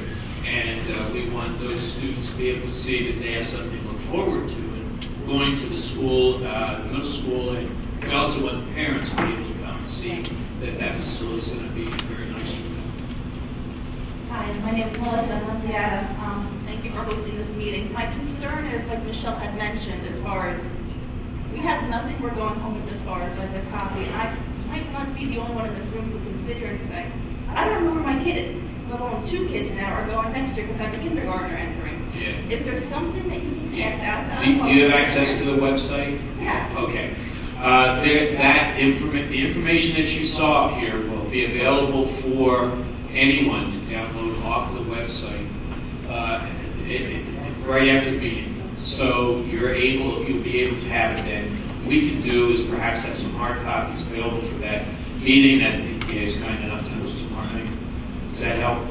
Well, not really. I can't go tomorrow night, but I think all of us are sitting here kind of squinting, looking, is that my street? Is that me and my kids? Yeah, I got you. I mean, just one piece of paper we could have all passed around. I think we're all in the same boat thinking, where are we going next year? All right. So, thank you. Any suggestions for next year? thoughts on that? Okay. Anyone else from the public on the academic?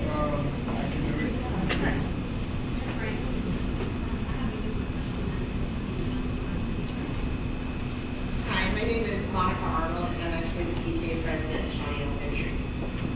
I have like the same concern as Melissa where you didn't see it, and I still feel like a little confused, and I'm not sure, you know, even what to tell maybe some of the people, you know, that we may ask from our school. Is there a way maybe afterwards just to post them up there school by school, we can just kind of go a little bit closer? As soon as the meeting's over, it'll be on the website. Okay. As soon as the meeting's over, it'll be on there, everybody can look at it, download it, run it. Okay. Okay, thank you. Thank you. Before we go back, we have Ms. Hess. Mike, where you at, Mike?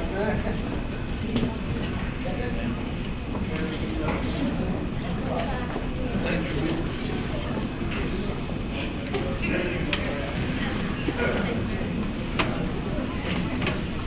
Okay, so my question again goes back to the tracking. Can you give us, just if you have an idea of when you applied basic, when you took one, how many students that was, and then the basic and academic, when we go to one, how many students that will include?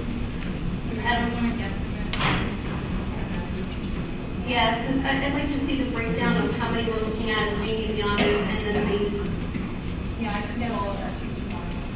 Okay, and then when we talk about grouping and not tracking, I guess my question is if we were having them in separate groups before, that would be considered grouping it. So, and the other question then is the rubrics as far as the honors and what they need to achieve to get into honors. Is that changing?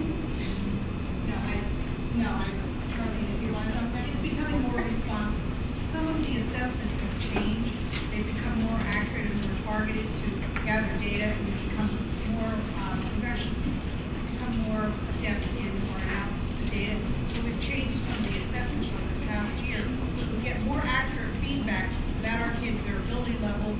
So it's as they tell you to do, we've triangulated the data. It's not one piece of data that we use for placing the children. It's going to be multiple sources of data. So it's going to be a more equitable way to assess the children, to provide more access to the honors curriculum. It's actually broadening the number of children who are going to have access to that curriculum. Okay, and then are we tracking the, I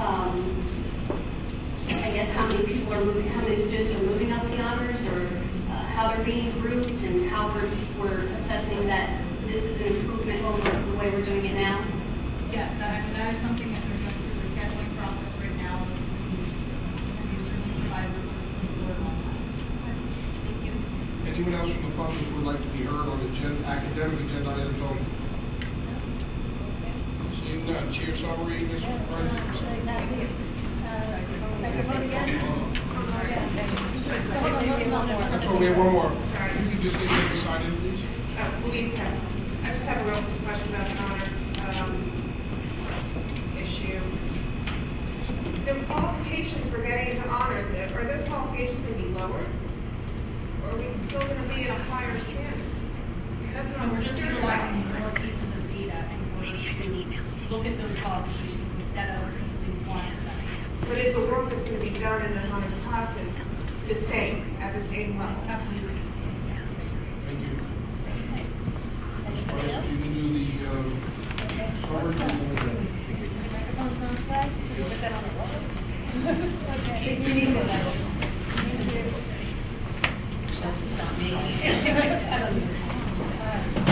Okay.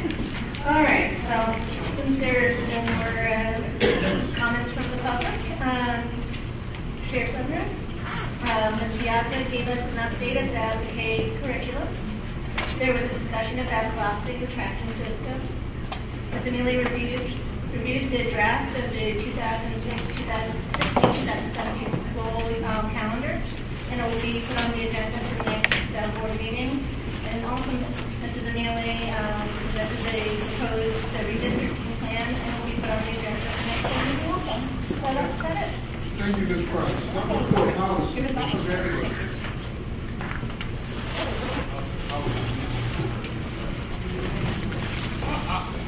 I'll leave it. Can everybody hear me? Yes. We've reached the policy portion of our meeting today. We will hear from Mr. Piazza on our Title I policy, policy 918, which she previously mentioned that this is more or less a reauthorization of something that already exists. So I don't think that we need to spend too much time in that regard. But I'll turn it over to Mr. Piazza to continue. Just a quick overview.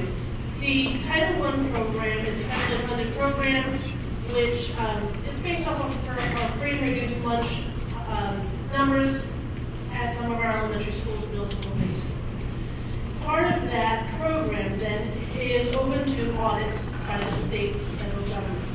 We have been selected to be audited, as many of our programs, many of our sister schools across the region have been.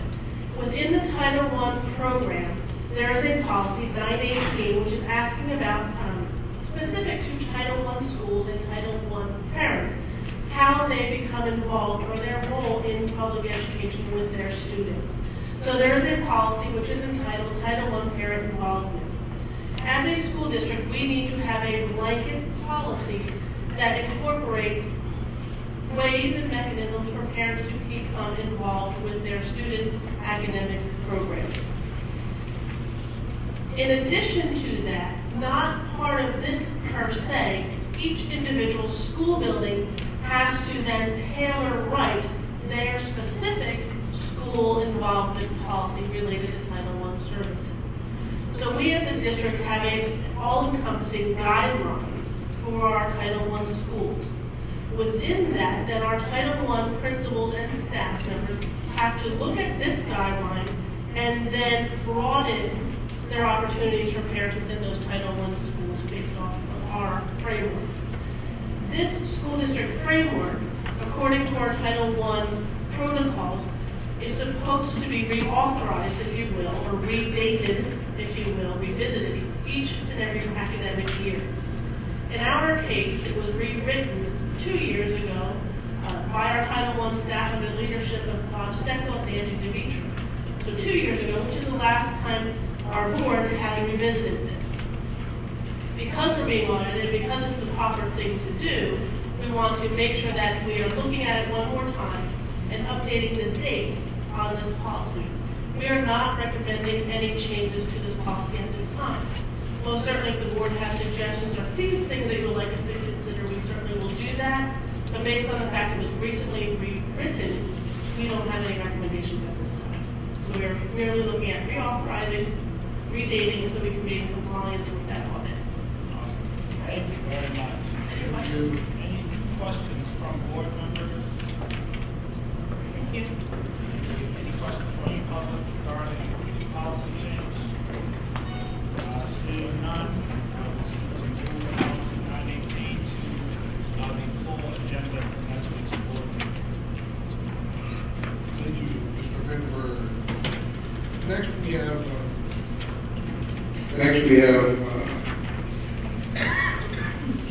have buildings and grounds. We're going to go to presenter Ms. Weiss, and we have Randy and Josh here, our architect and engineering firm.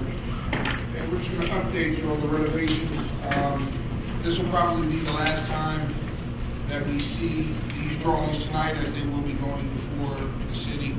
And once they're accepted, not going to be many changes. Ms. Weiss will walk us through.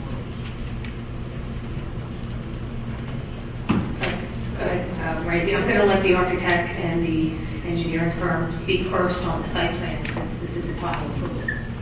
Sure. Can everybody hear me? We're going to present tonight 5 drawings that will be submitted to the city of Houston this week. They are final in nature. Still some work to do on them. And I'll just run through slide by slide. Who's controlling the presentation? I'll just say next slide. So the first slide is an existing features plan of the existing Paxos site. It's just documenting what's there and what will be removed. Next slide.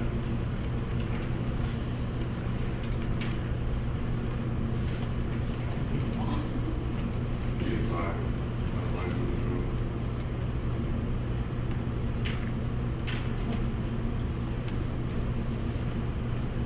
And next time, tell them to do a better job.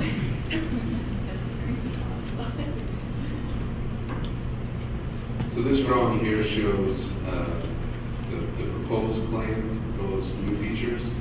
One is a 80-car parking lot in the rear. We've spoke about this a couple of times in public.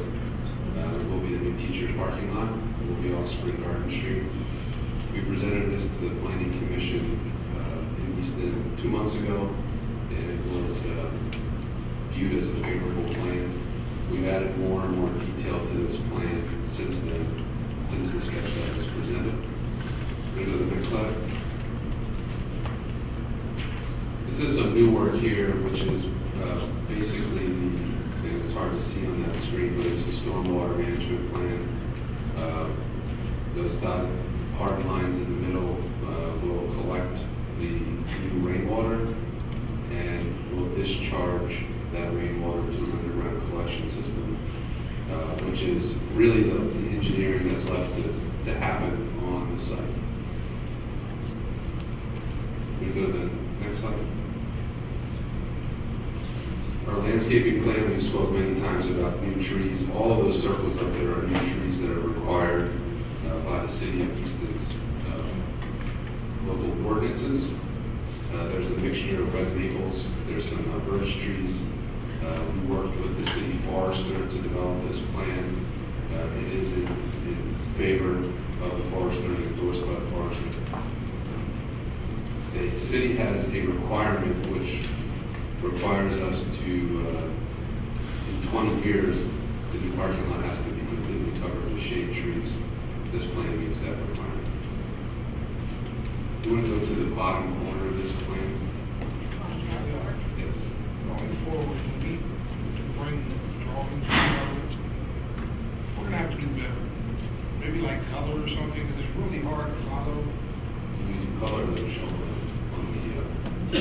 So we gotta find a better way. I don't think anybody in the public knows what they're looking at. I'm having a hard time, not even in the meetings. So I try to figure out something better. We'll look at it. Again, when we present color, if you keep going to the bottom right hand corner, there's a plan with a bunch of dots on it. Doesn't make much sense to you, but those dots are numbers. That's the lighting calculation of illumination that's on the ground. Its average is about 1.6 foot candles, which probably doesn't make a whole lot of sense to you, but this is the detail that they're looking for in this submission.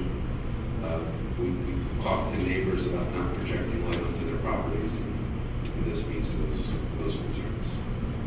So again, engineer stuff, not fun stuff. That's really it.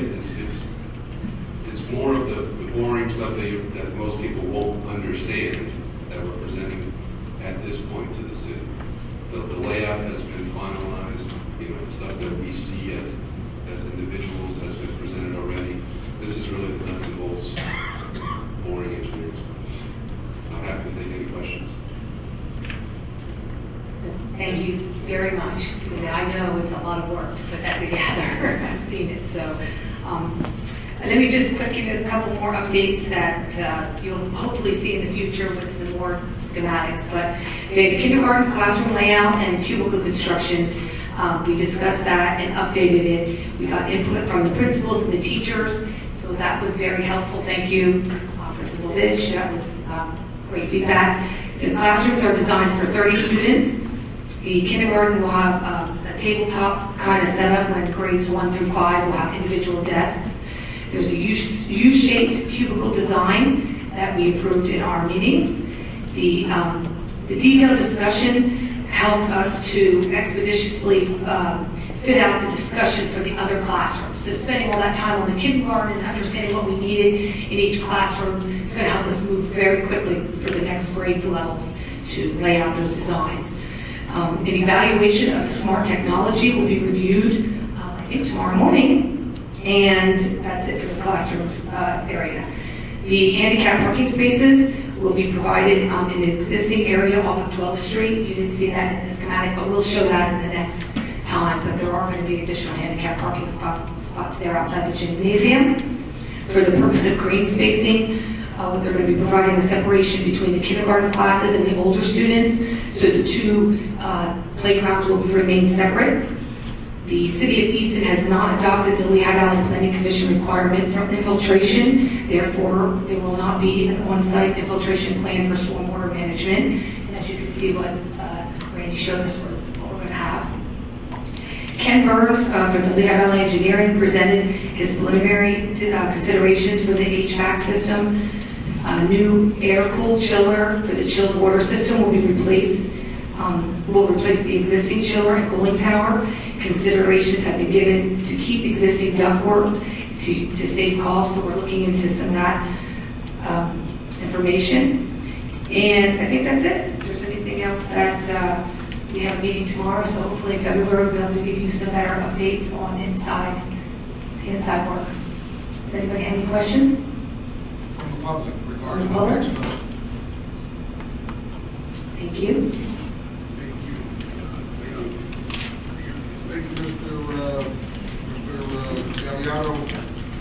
We'll keep working on Tax Law 60, updating as they come available. Number 6, finance.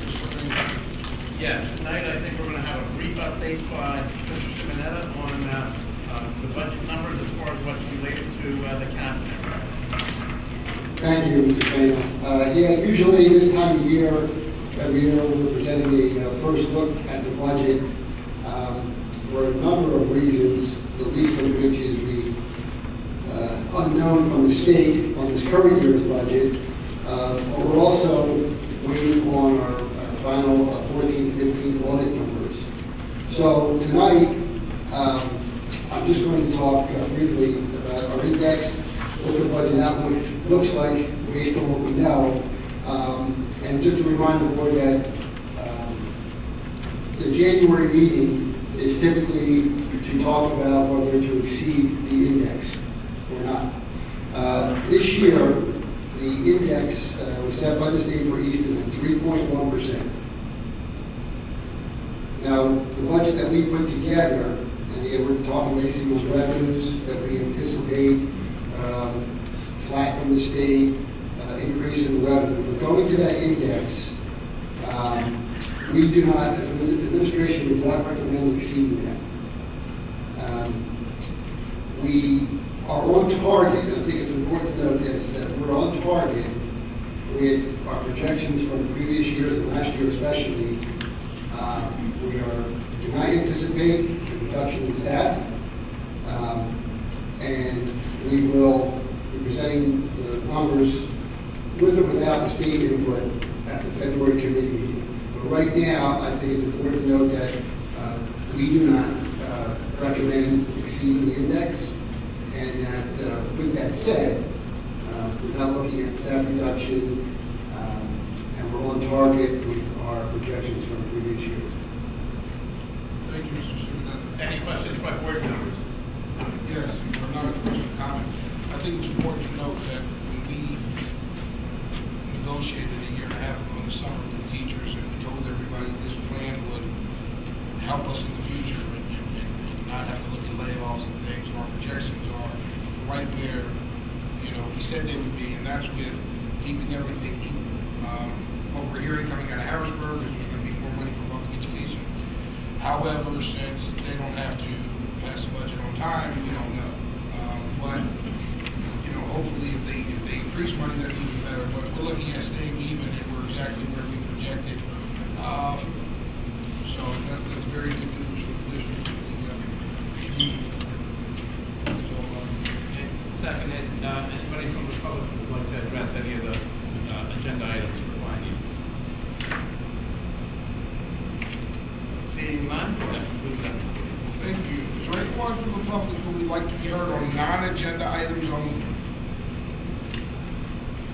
Seeing none, may I have a motion before I adjourn? Oh, Ms. Alexander, I'm sorry.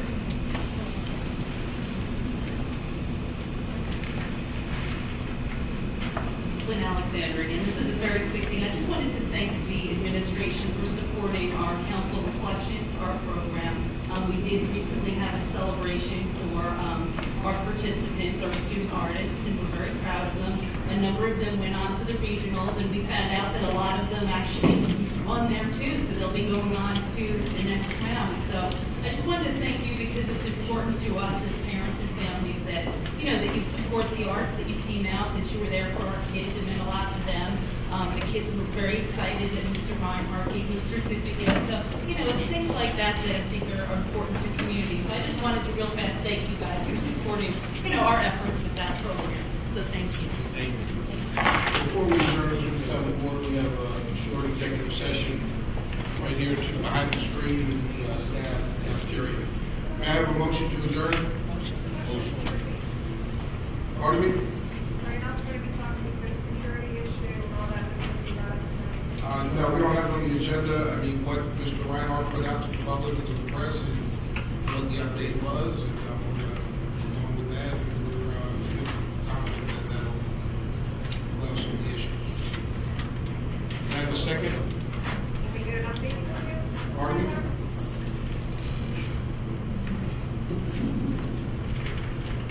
Yeah. Sure. Well, it's a bit early to determine how successful our efforts